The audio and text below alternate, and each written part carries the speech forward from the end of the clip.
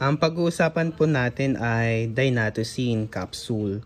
Itong Dynatocin capsule na to ay may generic name na paracetamol, guaifenesin, phenylpropanolamine, dextromethorphan, and chlorpheniramine.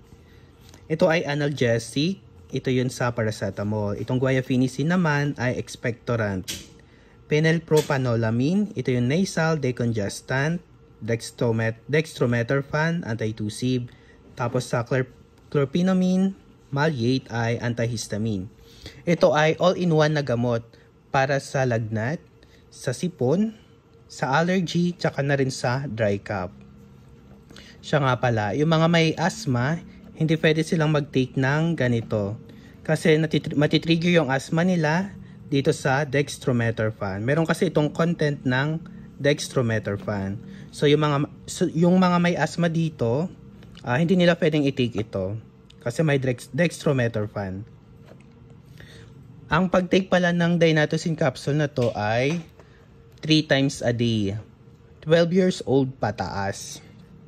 Itong Dynatocin na pala na to ay RX. Pag sinabing RX, kailangan ng prescription ng doktor. Pero pwede nyo naman tong mabili kahit wala namang prescription. Pero mas maganda may prescription na mula sa doktor kasi RX ito. Ito po yung sample ng Dynatocin capsule pag bibili kayo nito. Ganito po yung tsura niya. Ganito.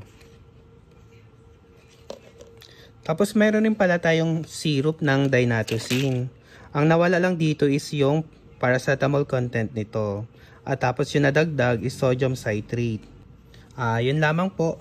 Sana mag-subscribe kayo and i-like nyo lang yung video po.